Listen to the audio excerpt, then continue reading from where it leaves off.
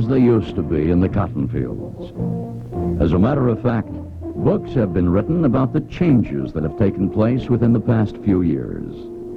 New varieties of high-yielding storm-proof cotton have gained rapid acceptance, but they have also placed greater demands than ever before on the machines that must harvest these new crops.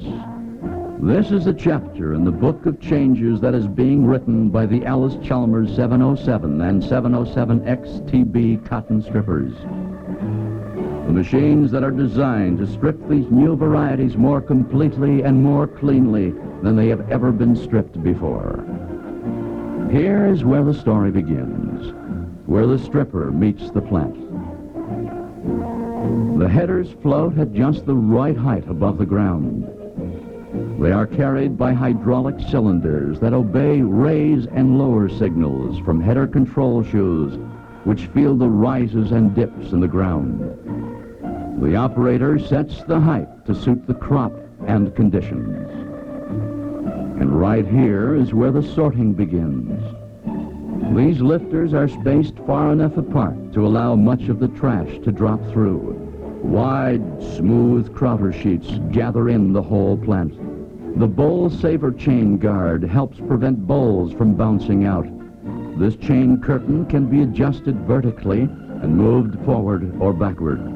Now the stripping action starts. The plant is guided between tough, crimped nylon brushes and a rubber beater. Brushes are adjustable for adaptability of crop widths. The timing can be set to make the stripping action as gentle or as aggressive as necessary. Now comes the trip through the machine to the basket. It's fast, one-way, and non-stop. Each header unit has 2 augers to carry the cotton away from the stripping area. The auger troughs are slotted the entire length to allow dirt and trash to fall through. But the trash that escapes this pitfall is still not home free. Further cleaning is accomplished by the center feed cross augers, also equipped with a full-length slotted trough. From here, the cotton is transferred to an underfeed type belt, which runs over slotted grates for additional cleaning action. The final leg of the journey is by air. Cotton moves into a stream of clean air produced by a variable speed twin fan system. Cotton never comes in contact with the fans. Seed crackage is virtually eliminated. The airstream carries the open bowls up to the basket, but allows the green bowls and other heavier objects to drop into the green bowl box. Now that the cotton has completed the trip to the basket, it's ready for the gin. And you can bet the ginner seldom sees cotton this clean from a cotton stripper. The basket lifts a full 10 inches before it starts to tip. This gives it a dumping height of more than 11 feet, high enough to dump safely into the middle of the trailer. While in the field, it carries the load at a lower level for better stability and operator control. The operator will like the big, wide stairs that let him walk safely up to the operator's platform. The platform is clean and roomy, and the visibility is excellent. All controls are within easy reach. Hydrostatic power steering provides almost effortless control. And if the operator prefers to stand a while, that big, comfortable seat folds back and the steering wheel moves up with him.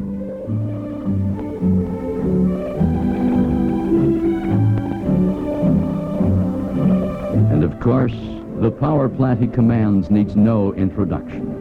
It's the highly responsive 62 plus horsepower Power Crater gasoline engine. Yes, the Allis Chalmers 707 cotton stripper is the last word in clean, easy handling of storm-proof cotton.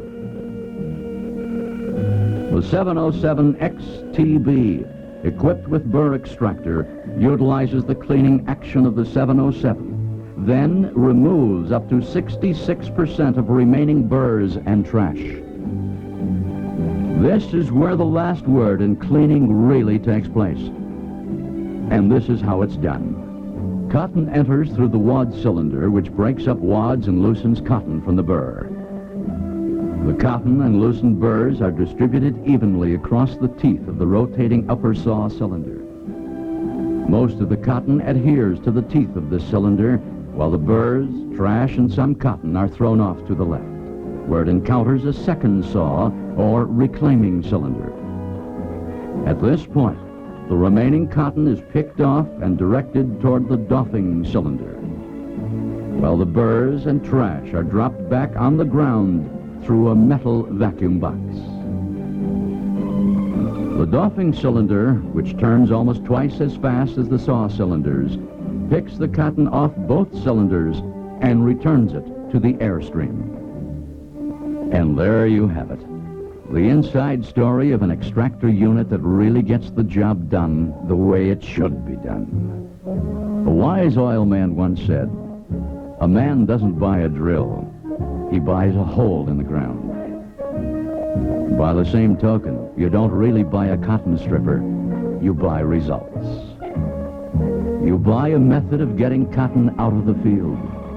Cotton that will save you extra cleaning costs at the gin and bring you top dollar per bale. So that's the story. It's a story of logical and predictable benefits you get, whether you choose a 707 or 707 XTB. Machines built to harvest storm-proof cotton.